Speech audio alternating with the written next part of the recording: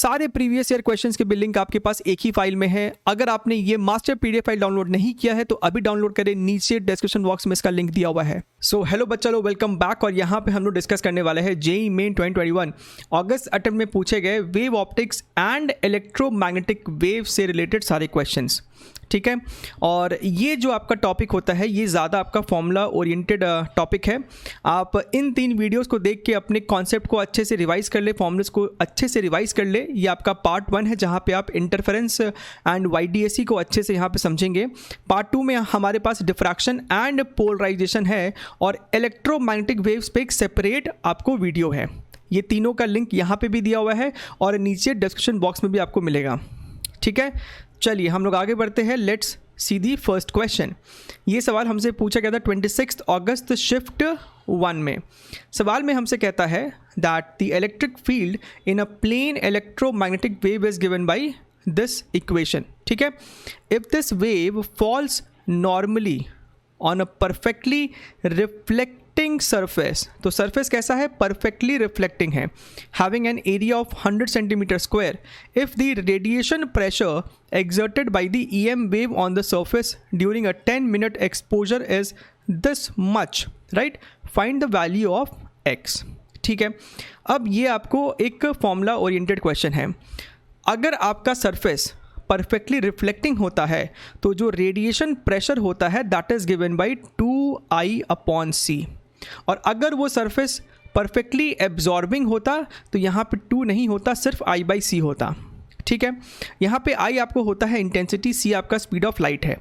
Intensity जो होता है उसका फॉर्मूला भी आप ज़रूर जानते होंगे, that is half epsilon naught E naught square into C, ठीक है, where E naught is this particular value. ये जो 200 है यही हमारा इलेक्ट्रिक फील्ड का एम्पलीट्यूड है, ठीक है। तो इस फॉर्मूले में हम वैल्यूज़ को सब्स्टिट्यूट करते हैं। ये आपको हो जाएगा 2/c multiplied by half epsilon naught E not का स्क्वायर टाइम C। तो यहाँ से आप देख सकते हैं आपका 2 से 2 खत्म हो जाएगा, C से आपका C भी खत्म हो जाएगा। सो आपका रेडिएशन प्रेशर सिंपली हो जाएगा E नॉट इलेक्ट्रिक फील्ड का स्क्वायर। ना एप्सिलॉन नॉट की वैल्यू आपको इस सवाल में नहीं दी है तो आपको पता होना चाहिए, that is given by 8.85 into 10⁻⁻12। E naught square यानी कि 200 का भी स्क्वायर, 200 का स्क्वायर करेंगे तो आपको निकल के आएगा 4 इंटू 10⁻4, ठीक है। अब यहाँ पे आप ध्यान से देखिए 8.85 मल्टीप्लाइड बाई 4, आप इसको मल्टीप्लाई कीजिए। 4 5 आपको 20 होता है, 2 4 8 32 34 3 4 8 32, दिस इज़ योर 35। तो यहाँ पे आपको 35.40 मल्टीप्लाइड बाई 10⁻⁻8, तो उसे हम नीचे लेके जाएंगे तो ऐसे लिख सकते हैं, लेकिन हमें डिनोमिनेटर में बनाना है 10⁻9 का टर्म, तो ऊपर नीचे 10 से मल्टीप्लाई कर दीजिए। सो 354 डिवाइडेड बाई 10⁻9। अगर आप इस आंसर को कंपेयर करें सो आप देख सकते हैं x की जो वैल्यू है that is going to be 354, ठीक है। और आप देख सकते हैं टाइम और ये जो एरिया दिया है इसका कुछ लेना देना यहाँ पे नहीं था। अगर आपसे फोर्स पूछ लेता तो आप इस प्रेशर को एरिया से मल्टीप्लाई कर देते, ठीक है। चलिए let's move to the next question, question number 2। यहाँ पे हमसे बोलता है white light is passed through a double slit and interference is observed on a screen 1.5 meter away. The separation between the slit is 0.3 mm. The first violet and red fringes are formed 2 mm and 3.5 mm away from the central white fringes. The difference in wavelength of red and violet light is how much? तो आपके पास ऐसा situation है, ये हमारा separation between the slit है, ये आपका capital D की वैल्यू भी हमें 1.5 मीटर दे रखा है। हमसे बोलता है कि आपका violet and red fringes are formed at 2.0 mm and 3.5 mm. तो y1 डिस्टेंस पे यहाँ पे आपको वायलेट का फ्रिंज बना है और y2 डिस्टेंस पे आपको रेड का फ्रिंज बना है from the central bright fringe, central white fringe, ठीक है। The difference in the wavelength of red and violet light is how much? तो अब यहाँ पे आपको y का फॉर्मूला पता होना चाहिए कि आपका जो मैक्सिमा होता है, राइट, उसका y लोकेशन का फॉर्मूला होता है n lambda capital D by small d, जहाँ पे n होता है आपका nth मैक्सिमा। तो यहाँ पे सेंट्रल से पहले मैक्सिमा की बात की जा रही है in case of violet wavelength, और पहले मैक्सिमा की बात की जा रही है in case of red wavelength. यानी n की वैल्यू दोनों सिचुएशन में हम लोग 1 पुट करेंगे, राइट। अब यहाँ पे आप y1 की वैल्यू पुट करें, so y1 is equal to λ1 into capital D by small d, and what is y2? This is your λ2 capital D by small d. λ2 is the wavelength of red and λ1 is wavelength of violet. ठीक है, अब यहाँ पे आप y2 minus y1 कर लो। आप जब ऐसा करोगे तो आप capital D by small d common ले सकते हो और आप लिखोगे λ2 माइनस λ1।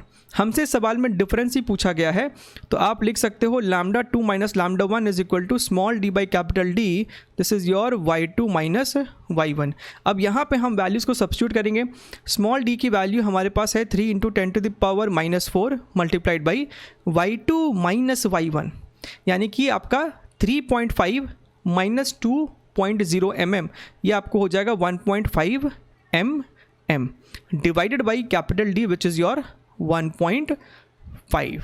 ठीक है, तो 1.5 से आपका 1.5 खत्म हो गया, ये आपको हो रहा है 3 इंटू 10 टू द पावर -7, और क्योंकि हमें आंसर नैनोमीटर्स में देना है तो हम इस चीज़ को लिख सकते थे 300 नैनोमीटर।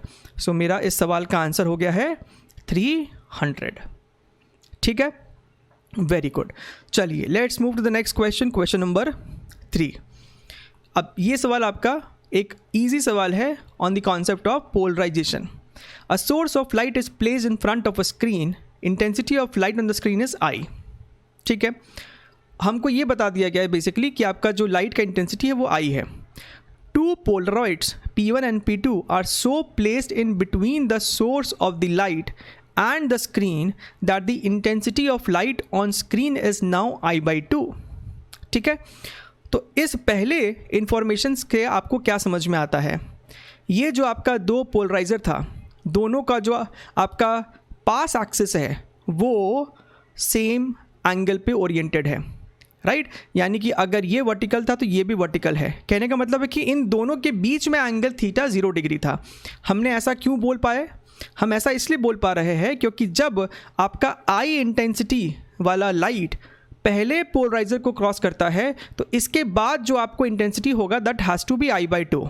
ठीक है, ये आपको अनपोलराइज था, उसके बाद जो आपको ये लाइट होगा वो पोलराइज होगा, वो I/2 इंटेंसिटी का होगा। इसके बाद जो आपको इंटेंसिटी होता है I', उसका हमारे पास फॉर्मूला होता है that is your I/2 cos square theta, where theta is the angle between this polarized light, right, and the path axis of the second polarized। लेकिन इन दोनों का भी एंगल थीटा जो है वो 0 डिग्री है, और थीटा क्योंकि 0 डिग्री है तो अगेन आपको इसके बाद भी I/2 ही मिला जो कि हमें स्क्रीन पे मिला। ठीक है, अब हमें क्या बोलता है, राइट अब हमें क्या बोलता है that P2 should be rotated by an angle of dash degrees. ये आपका पोलराइज 1 है, ये आपका पोलराइजर 2 है। सो P2 should be rotated by an angle of dash degree so that the intensity of light on the screen becomes 3I/8। समझिएगा बात को। तो ये हमारे पास सेकंड फिगर रहा, तो हमसे बोल रहा है कि हम इसको कितने एंगल से रोटेट कर दे कि अब जो आपका ये I' हो वो हो जाना चाहिए था 3I/8, 3I/8। ठीक है, तो कोई तकलीफ़ नहीं है, ये आपका I था, इसके बाद तो आपका I/2 ही रहने वाला है। तो आप यहाँ पे लिख सकते हैं कि I' has to be equal to I/2 cos square theta. I' की वैल्यू हमें सवाल में दे रखा है 3I/8। This is your I/2, this is your cos square theta. आप इसको थोड़ा सा सिंप्लीफाई करेंगे, ये आपका हो जाएगा 4, यानी कि आपका जो cos थीटा है वो आ रहा है √3/2, यानी कि थीटा जो होना चाहिए that should be equal to 30 degrees. So 30 degrees इस सवाल का आंसर है। क्लियर है एकदम? चलिए आगे बढ़ते हैं। अपना अगला सवाल question number 4। Electric field in a plane electromagnetic wave is given by E is equal to this much. The velocity of electromagnetic wave in this medium is dash, where C is the speed of light in vacuum। ठीक है, अब ध्यान से देखिए, अब ये आपको भी again direct formula based question है। जो आपका वेव स्पीड होता है that is basically given by omega by के। अब ओमेगा क्या होता है, ये वाला टर्म कोएफिशिएंट ऑफ टी, और के क्या होता है कोएफिशिएंट ऑफ एक्स।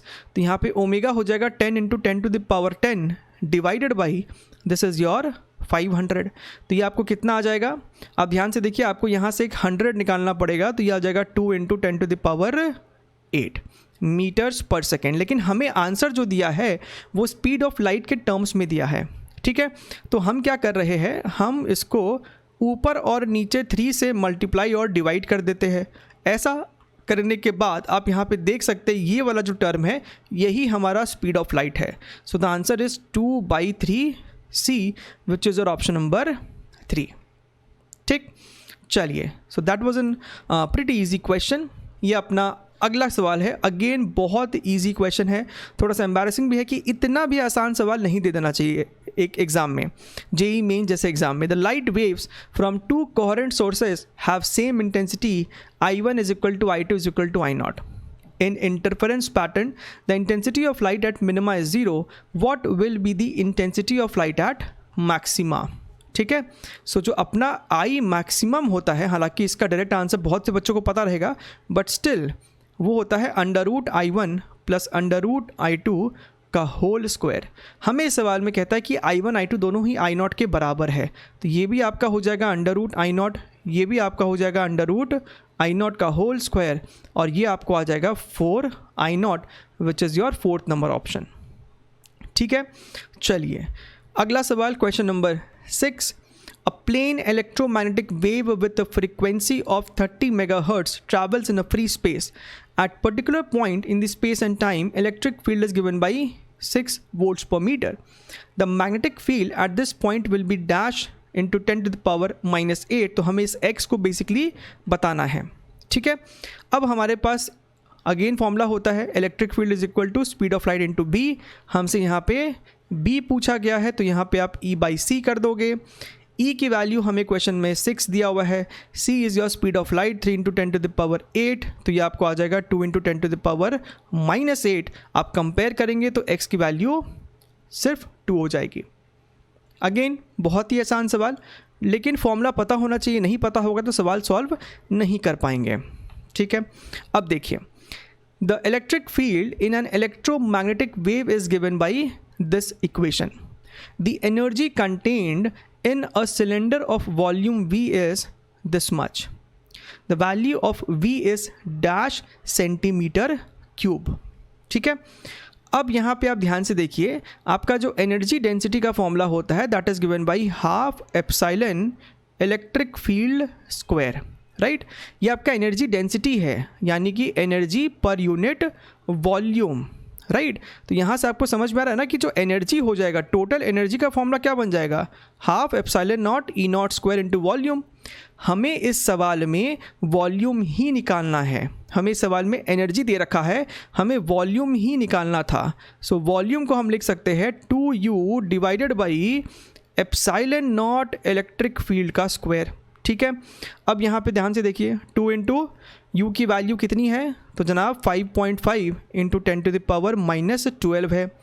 ε0 की वैल्यू हमें 8.8 लेने बोला है, नॉट 8.85। सो 8.8 10⁻12 मल्टीप्लाइड बाई ये आपका E0 है, तो 50 का स्क्वायर मतलब 25 इंटू 10⁻2। ठीक है, अब यहाँ पे हमको कुछ कैंसिलेशन करना होगा, तो ये आपका कट जाएगा, ये आपका डेसिमल हट गया, 11 से काटा तो ये 5 हो जाएगा, ये आपका 8 हो जाएगा, 5 इसको कट करेगा तो ये वाला 5 हो जाएगा, ये वाला आपका 4 हो जाएगा। So what do you have over here is 1/20 multiplied by 10⁻²।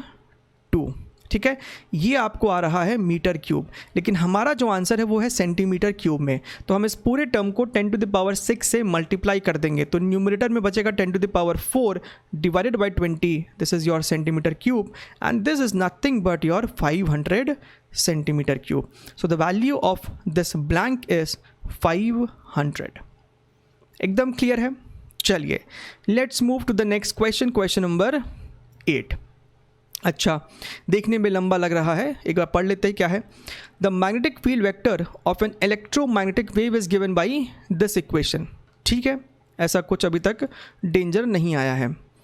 Where I and J represents unit vector along dash dash dash at T equals to 0। Important information, समय शून्य पे 2 electric charges Q1 which is equal to 4 pi coulomb, Q2 which is 2 pi coulomb located at this coordinates, right, 0, 0, pi by k and 0, 0, 3 pi by k respectively have the same velocity of 0.5 c cap. C is your speed of light, right? The ratio of the force acting on charge Q1 to Q2 is what? तो सबसे पहले हम लोग बात करते हैं कि Q1 charge पे कितना फोर्स लग रहा था, राइट?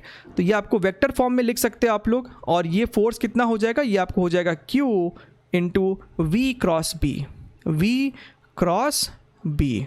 ठीक है, लेकिन फोर्स किस मोमेंट पे पूछा जा रहा है? तो जब आपका टाइम 0 था और जब चार्ज का जो लोकेशन है वो ये है। हम लोग यहाँ पे अभी फ़िलहाल Q1 चार्ज के बारे में बात कर रहे हैं, तो यहाँ पे Q1 लिख देते हैं, और उस Q1 चार्ज का जो लोकेशन है वो है आपको 0, 0, पाई बाई के। ठीक है, अब यहाँ पे इसको सब्स्टिट्यूट करते हैं, तो Q1 की वैल्यू हमारे पास क्वेश्चन में ऑलरेडी दे रखा है, which is your 4 pi. So this is your 4 pi, right? Now what is your velocity vector? This is your 0.5 C I cap cross b is your how much?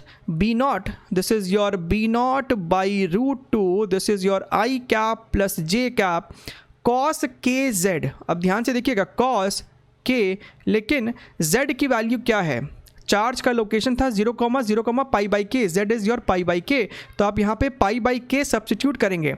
हमें charge के पास magnetic field कितना है, charge जिस location पे है उस location पे field कितना है वो पता करना है, और वो पता करने के लिए हमें चार्ज की लोकेशन को इस इक्वेशन में सब्स्टिट्यूट करना होगा, और टाइम उस समय था 0, तो ओमेगा टी तो आपका ऐसे ही ख़त्म हो गया, राइट? ये आपका हो गया इस तरीके से। अब यहाँ पे देखिए के से के आपका जो है ख़त्म हो जाएगा, ये आपको आ जाएगा cos pi which is nothing but -1। अच्छा है, सो this is your 4 pi, right? This is your 0.5 c multiplied by, ये आपका जो b0 बाई √2 है इसको इधर ही रखो, ये आपका नेगेटिव साइन आएगा क्योंकि यहाँ पे कॉस पाई था। अब हमें यहाँ पे क्रॉस प्रोडक्ट करना है, i क्रॉस अंदर में है i प्लस j, तो i वाला i के साथ जो है वो तो आपको कितना क्रॉस देगा? i वाला i के साथ 0 देगा, और i वाला j के साथ k कैप दे देगा, तो यहाँ पे हम चुपचाप लिख देते हैं k कैप।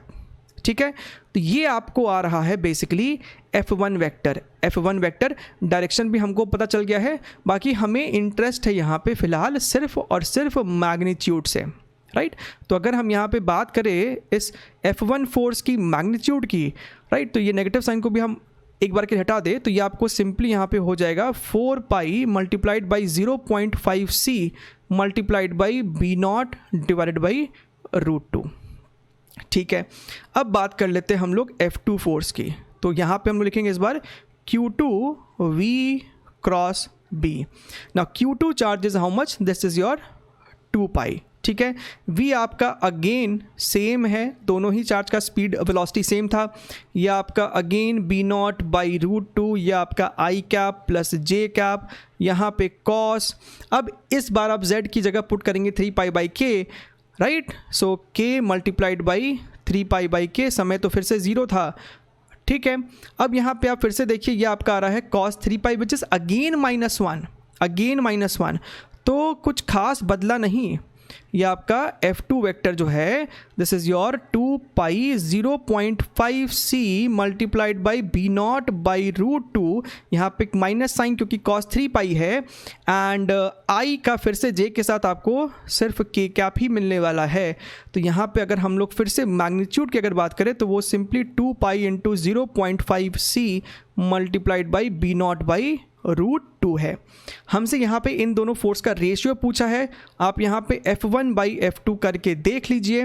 यहाँ पे आपको ये वाला जो टर्म है दोनों में ही सेम टू सेम है, तो 4 पाई अपॉन 2 पाई यानी 2:1 is your correct answer. This is your option number 3। ठीक है एकदम। चलिए आगे बढ़ते हैं, let's move to the next question, question number 9। Again आपका YDSE पे बेस्ड एक सवाल है। In a Young's double slit experiment the slits are separated by 0.3 mm and the screen is 1.5 metre away. Distance between the fourth bright fringes on both sides of the central bright is 2.4 centimetre. तो हमसे उस light का frequency पूछ रहा है। ठीक है, ये अपने पास सिचुएशन है। हमें जो इन्फॉर्मेशन सवाल में दिया हुआ है वो ये वाला चीज़ है, वो ये वाला है कि यहाँ से लेके यहाँ तक का जो डिस्टेंस है that is your how much 2.4 centimetre. इसका मतलब क्या है? इसका मतलब ये है कि सिर्फ इस सेंट्रल फ्रिंज से उस फोर्थ मैक्सिमा का जो डिस्टेंस है वो हो जाएगा 2.4 का आधा, यानी कि y is equal to 1.2 centimetre. तो मीटर में कन्वर्ट किया तो इतना आ जाएगा। ठीक है, हमें ये भी सवाल में बोला गया कि आपको फोर्थ ब्राइट फ्रिंज है। अब हमारे पास y का फॉर्मूला होता है n lambda capital D by small d। तो यहाँ से आप इस लैम्डा को देख सकते हैं, वो है y into small d divided by n into capital D। अब अगर आपके पास लैम्डा है तो आप जानते हैं ना कि जो आपका फ्रीक्वेंसी होता है that is speed of light upon lambda, यानी कि सर जो फ्रीक्वेंसी है that is equal to C N into capital D divided by Y into small D. अब आपका स्पीड ऑफ लाइट का वैल्यू कितना है? That is your 3 into 10 to the power 8, 3 into 10 to the power 8 multiplied by 4 multiplied by capital D which is your 1.5 divided by y which is your 1.2 10 to the power minus 2। Small d की value है आपके पास 3 into 10 to the power minus 4। ठीक है, अब यहाँ पे हमें करना है थोड़ा सा कैलकुलेशन। तो डेसिमल से डेसिमल को हटाइए, this is your 3.5, this is your 3.4, ये वाला 4 इस 4 को भी कट करेगा। सो यहाँ पे आपके पास 5 है multiplied by 10 to the power 14 hertz. तो यहाँ पे आप देख सकते हैं 5 जो आने वाला है वो आपका सही जवाब है। ठीक है, so again an easy question, बहुत मुश्किल नहीं है, बस आपको फॉर्मूला पता होना चाहिए। बढ़िया है। सवाल में देखिए, electric field of a plane electromagnetic wave propagating through a non magnetic medium है, right, is given by E is equal to this much. The dielectric constant of the medium is equal to how much? ठीक है, सबसे पहले तो इस equation को देख के आप ये पता कर सकते हैं कि उस मीडियम में वेव का स्पीड था कितना। वो आपको होता है ओमेगा बाई के। ओमेगा आपको होगा टी का coefficient that is your 2 into 10 to the power 10 divided by K आपको हो जाएगा एक्स का कोएफिशिएंट। तो ये आपको हो गया है 2 से 2 आपका जो है ख़त्म हो जाएगा। यहाँ पे 100 है तो this is equal to 10 to the power 8 metres per second. ठीक है, अच्छा है। हमारे पास वेव स्पीड का एक और फॉर्मूला होता है that is equal to 1 divided by mu naught into mu R epsilon naught into epsilon R. ये आपको ज़रूर से पता होना चाहिए। अब यहाँ पे आप ध्यान से देखिए, ये जो स्पीड ऑफ लाइट जो होता है, speed of light in air, उसका जो फॉर्मूला होता है that is simply mu naught into epsilon naught. यानी कि हम इस चीज़ को लिख सकते थे C divided by mu R into epsilon R. अब हमें क्वेश्चन में म्यू आर की वैल्यू 1 दे रखी है, यानी कि this v is equal to c divided by only epsilon r। और epsilon r ही बेसिकली आपका डायलेक्ट्रिक कांस्टेंट होता है। आप इसका सिंबल क्या तो एप्सिलॉन r लिखो या फिर कैपिटल K लिखो, कोई भी दिक्कत नहीं है। तो यहाँ से आप K की वैल्यू देख सकते हो, वो आपको हो रहा है c बाई वी का whole square. Now c is your speed of light in air और v हमने ऑलरेडी यहाँ पे सॉल्व कर रखा है, this is only 10 to the power 8। इसका भी होल स्क्वायर करोगे तो सिंपली आपका आंसर 9 हो जाएगा। Option number 1 is the correct answer.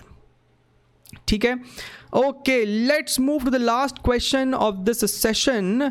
और ये आपका विड्थ ऑफ स्लिट्स रिलेटेड सवाल है। The width of one of the 2 slits in a Young's double slit experiment is 3 times the other slit. हमको बोल रहा है क्वेश्चन में कि अगर एक स्लिट का विड्थ W1 है और दूसरे का W2 है, so W1 is equal to 3 times your W2। ठीक है, if the amplitude of the light coming from a slit is proportional to the slit width. Now amplitude is given as proportional to the slit width. The ratio of minimum to maximum intensity in the interference pattern is how much? तो सबसे पहले तो ये लिख लो कि ये I minimum upon I maximum में formula क्या यूज़ करना है। तो भैया जो आई मिनिमम होता है वो होता है √I1 माइनस √I2 का होल स्क्वायर, और आई मैक्सिमम में बीच में बस एक प्लस साइन आ जाता है। ठीक है, ये होता है अपना फॉर्मूला। सो बेसिकली हमें यहाँ पे I1 और I2 के बीच में एक रिलेशन पता करना होगा। ठीक है, अब यहाँ पे आप ध्यान से देखो, एम्पलीट्यूड जो है वो हमसे कहता है कि proportional to width of the slit है। इसका मतलब ये है कि अगर पहले स्लिट का जो विड्थ है वो 3 टाइम्स है, तो हम यहाँ पे कह सकते हैं कि A1 जो होगा that is equal to 3 times A2। ठीक है, ये बात भी हम एकदम आराम से कह सकते हैं। अब हमारे पास एक और चीज़ होता है कि इंटेंसिटी जो होता है that is proportional to amplitude का स्क्वायर, यानी कि √I is proportional to A। ठीक है, इसका मतलब ये है कि यहाँ से हम ये भी कह सकते थे that √I1 is equal to 3 times √I2। अब बस इसी चीज़ को यहाँ पे सब्स्टिट्यूट कर दीजिए। सो ये आपको कितना हो जाएगा, √I1 की जगह हम लोग यहाँ पे लिखेंगे 3√I2 minus √I2 divided by, ये हमको हो जाएगा अगेन 3√I2 प्लस √I2 का होल स्क्वायर। आप √I2 को कॉमन लेके कट कर सकते हैं, तो ऊपर में आपका है 3 - 1 which is 2, this is your 3 + 1 which is your 4, इसका भी होल स्क्वायर, तो 1/2 का होल स्क्वायर यानी कि 1/4। अच्छा, आपका आंसर है x इज़ टू 4, यानी कंपेयर करने पे पता चलता है कि x की वैल्यू 1 के बराबर है। So that is how you can easily crack this question. आपको बस यहाँ पे ये चीज़ पता होना चाहिए था, और फिर हमने यहाँ पे सिर्फ प्रोपोर्शनैलिटी ही खेला है। एकदम क्लियर है। चलिए, that's all from my side and I hope you have really understood this entire session, and if you have understood this, then do subscribe to the channel, hit that bell icon so that you do not miss any of the latest updates, and we shall be meeting in more such videos. Tab tak ke liye take care and bye bye.